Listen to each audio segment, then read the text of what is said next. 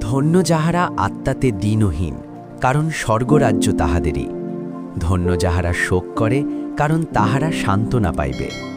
ধন্য যাহারা মৃদুশীল, কারণ তাহারা দেশের অধিকারী হইবে। ধন্য যাহারা ধার্মিকতার জন্য ক্ষুধিত ও তৃষিত, কারণ তাহারা পরিতৃপ্ত হইবে।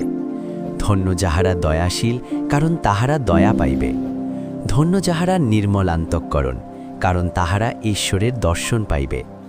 ধন্য যাহারা মিলন করিয়া দেয়, কারণ তাহারা ঈশ্বরের পুত্র বলিয়া আখ্যাত হইবে। ধন্য যাহারা ধার্মিকতার জন্য তাড়িত হইয়াছে, কারণ স্বর্গরাজ্য তাহাদেরই।